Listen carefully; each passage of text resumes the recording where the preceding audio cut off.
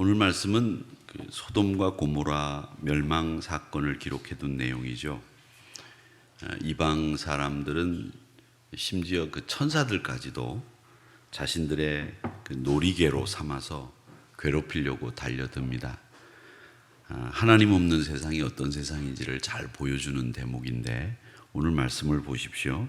4절에 보니까 그들이 눕기 전에 그 성 사람 곧 소돔 백성들이 노소를 막론하고 원근에서 다 모여 그 집을 애워싸고 이렇게 돼 있습니다.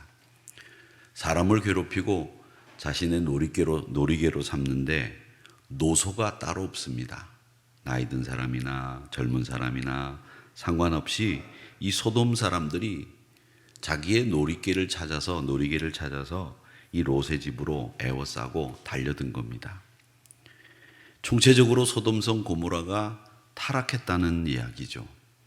또 하나 오늘 우리가 이 말씀을 보면서 유의해 보아야 될 점이 뭐냐면 7절에서 롯이 이런 일을 악이라고 규정짓습니다. 악을 행하지 마라. 그랬더니 이 사람들이 뭐라고 얘기하는가 하면 너를 손님들보다 더 해하겠다. 더 너를 폭력을 가하고 위협하고 너를 더 괴롭히겠다. 또 그렇게 이야기를 합니다. 그러면서 뭐라고 얘기를 하는가 하면 이렇게 이야기합니다. 네가 언제 우리 법관이 됐느냐. 비아냥거리는 거죠. 너를 언제 우리가 법관이 되라고 했느냐. 네가 항상 보면 법관처럼 우리를 판단하는 일을 해왔다. 이렇게 이야기를 합니다. 여러분, 이런 이야기를 보면서 롯이 살고 있는 이 소돔성 사람들이 어떤 사람인지를 알 수 있습니다. 원래 잘 가기를 권면하는 사람들 앞에 못된 일을 하는 사람들은 이 비아냥거리는 것이죠. 야, 네가 언제부터 그렇게 선하게 살았냐? 네가 언제부터 그렇게 착하게 살았냐? 네가 교회 다니고 난 뒤부터 착하게 살려고 애를 무진장 쓰는데 네 본질은 나쁜 놈이야. 여러분 속지 마십시오. 그런 말에 비아냥거리는 말에 넘어가면 안 됩니다. 항상 세상 사람들은 우리가 열심히 살고 하나님의 뜻대로 살려고 하는 것을 비아냥거리고 별거 아닌 것처럼 생각하면서 말하고 우리를 하나님의 법에 순종하는 모습을 세상의 법에 순종하도록 자꾸 그렇게 우리를 깐죽대고 비아냥거리고 이렇게 하는 것이 세상 사람들이 하는 일입니다. 그렇기 때문에 여러분 우리가 하는 하나님의 뜻을 따르는 이 믿음의 길, 그 길을 유치할 수도 있고요. 세상 사람들이 볼 때도 좀 그렇다 이렇게 생각할 수도 있습니다. 그런데 여러분 처음부터 한술에 배부른 것 없습니다. 여러분들이 그렇게 믿음의 초보를 띠고 하나님의 뜻을 따르려고 애쓰는 그 모습을 하나님은 미뻐하시고 기뻐하시고 좋아하시는 겁니다. 유치해도 하나님의 뜻을 따르려고 하는 여러분들의 그 몸부림이 하나님의 마음에 드는 겁니다. 그렇기 때문에 세상의 비아냥거림에 절대로 유혹되거나 넘어가지 마세요. 그건 세상 사람들이 자기 편으로 끌어들이기 위한 마귀의 책략일 뿐입니다. 그러기에 항상 하나님의 말씀대로 따라가는 우리가 또 넘어져도 그 말씀에 따라가는 이 신앙의 모습들을 정도의 길을 넘어뜨리지 말아야 됩니다. 넘어질 수도 있습니다. 또 그러겠죠. 비난하고 그래 예수 믿는다고 하더니 네가 그 모양 그 꼴이지 이런 이야기 들을 수 있습니다. 실망하지 마십시오. 우리보다 더 못한 사람들입니다. 하나님의 뜻은커녕 세상의 논리와 이치대로 살아가는 사람들이기 때문에 여러분 걱정하지 마시고 넘어져도 또 일어나시고 또 하나님 말씀대로 사는 것에 더 진력을 하시기를 바랍니다. 오늘 말씀에 보면 어떤 이 특징이 이 악한 사람들에게 있는지를 우리에게 보여주는데 이 소돔성 사람들이 어떤 특징이 있는지 한번 보십시오. 헛된 일로 분주합니다. 소돔성 사람들은 밤중에 롯의 집으로 몰려왔다고 돼 있습니다. 여러분 낮에 열심히 일한 사람이 밤에 잠 안 자고 남의 집에 놀러 갈 수 있겠습니까? 열심히 일한 사람은 밤에는 쉬어야 되겠죠. 그러니까 이 사람들은 지금 밤에 그 소식을 듣고 남녀를 물어나고 다 일어나서 롯의 집으로 달려올 정도로 낮에도 놀고 저녁에도 노는 헛된 일에 분주한 사람들이 소돔성 사람이었다는 것을 알 수 있습니다. 천사를 알아보고 자기 장래를 상담받기 위해서 찾아온 사람들이 아닙니다. 자기와 상관없는 남의 집에 온 손님을 만나서 그 밤중에 놀아보겠다고 달려들어온 거예요. 얼마나 기가 막힌 일입니까? 여러분, 헛된 일에 분주한 사람들의 모습입니다. 하나님 없는 사람들의 관심사가 뭐겠습니까? 하나님 없는 사람들의 관심사, 그 사람들에게는 진짜 필요한 본질을 관심 가지고 있는 것이 아니라 그 사람들은 엉뚱하고 헛된 일에 관심이 집중되어 있기 때문에 거기에 몰두하면서 삽니다. 속에서 솟아오르는 이 목마름을 해결하지 못해서 뭔가를 찾으려고 분주한 사람들이 세상 이치에 섞여서 사는 사람들입니다. 오늘 이 시대의 사람들이 헛된 일을 위해서 얼마나 바쁘고 얼마나 헛된 일에 분주합니까? 대학생들은 공부하는 것보다 술 마시는 것, 미팅하는 데 시간을 보내고, 정치인들은 국민들을 편하게 일하고 살아갈 수 있도록 정책을 만들고 법을 만들어야 되는데 정권력에 매여서 매일같이 정치 싸움하는 모습들을 보여주면 정말 그런 일에 분주하고 바쁩니다.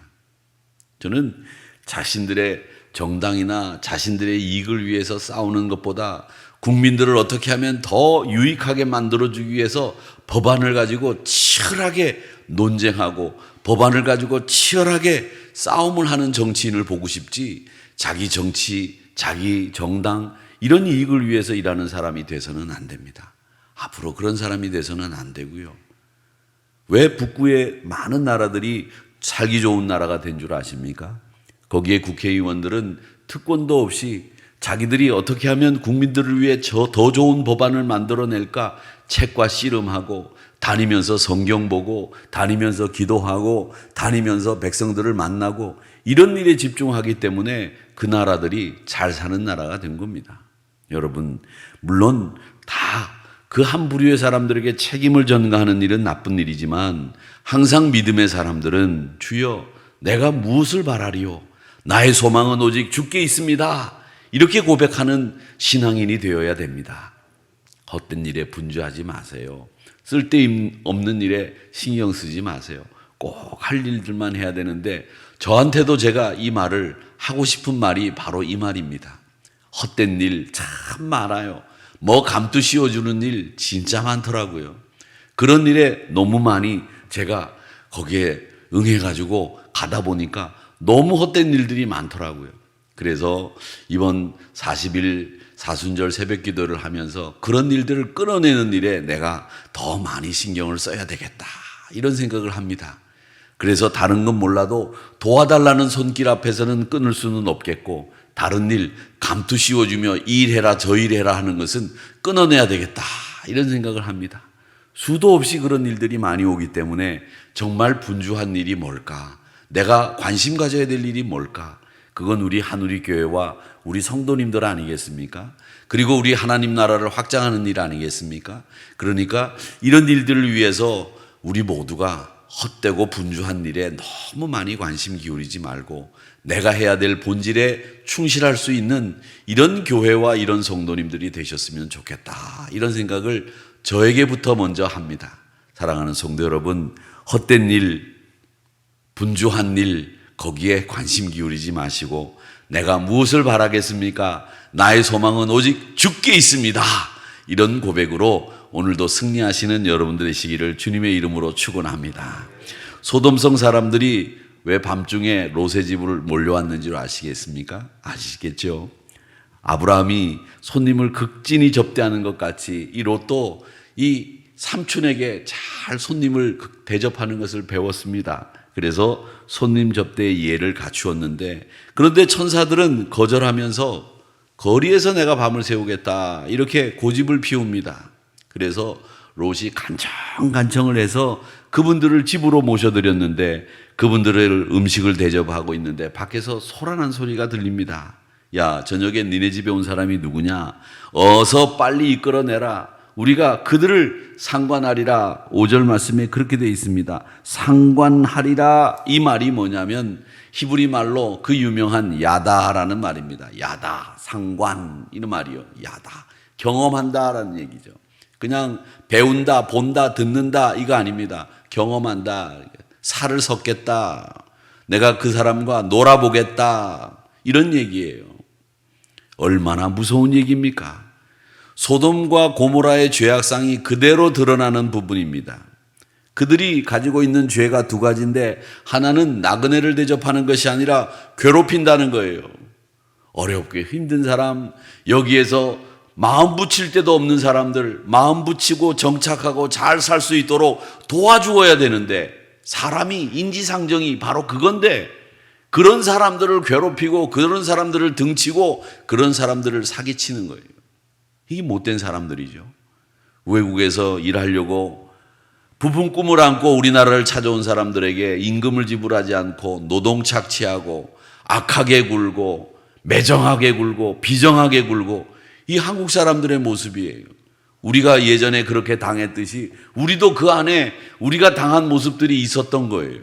그런 것들이 좀 잘 살게 되고 힘이 있게 되니까 드러나는 거예요. 여러분, 이런 모습들을 우리 한국교회가 막아야 되고 한국 사회가 그런 후진국적이고 미개한 생각들에서부터 벗어나야 됩니다. 여러분, 어려운 사람일수록 더 후대하세요. 잘 사는 사람들 앞에 가서 손 비비는 그 힘으로 어려운 사람들을 도와주셔야 돼요. 잘 사는 사람 앞에 가서는 막 손이 발이대로 빌고 손에 지문이 없도록 그렇게 아양하고 허리를 굽신거리고 눈을 위아래로 떴다가 갈았다가 하면서 아부를 떨고 없는 사람 앞에 가서 목에 힘주고 목소리 높이고 이런 사람들처럼 치사한 사람들이 어디 있습니까? 우리 하늘교회 성도님들은 그런 사람 없기를 바랍니다. 없으셔야 됩니다. 우리 예수 믿는 사람들은 그런 사람 없으셔야 돼요. 없는 사람 앞에 가서는 정말 후대하고 환대하고 있는 사람 앞에 가서는 분명하게 자기 의견을 밝힐 수 있는 이런 사람들이 돼야 되죠. 우리 믿음의 사람들 꼭 그렇게 사시기를 바랍니다. 나그네를 괴롭히면 안 됩니다. 젊은이 노인 할 것 없이 소돔성의 모든 남자들이 몰려와서 그 집을 둘러쌌어요. 그렇게 야다하겠다. 나그네를 상대로 성적으로 관계를 맺겠다는 얘기죠. 이렇게 해서 이 동성애를 소돔 사람들이 처음 했다 그래서 이 동성애를 말이죠. 소돔이라고 부릅니다. 소돔이. 이건 외국 사람들이 지금도 쓰는 말이에요. 소돔이라고 하는 말입니다. 막무가내였던 이 사람들이 얼마나 타락했는지 지금도 소돔이 하면 동성애를 하는 사람이라고 알고 있는데 문제는 그들이 그것이 죄인 줄 몰랐어요. 이게 하나님 없는 사회의 모습이라는 거죠. 여러분, 어떤 목사님은 제가 그랬죠. 제가 목사님들을 쭉 만나봐서 얘기를 나누다 보면 동성애를 가지고 교회에서 얘기하지 말라고 얘기하더라고요. 왜? 그게 요즘 사회 이슈고 세상 사람들이 다 그걸 인정하고 있는 분위기인데 왜 교회가 그걸 말해가지고 분란을 일으키냐는 거죠. 갈등을 일으키느냐는 거죠.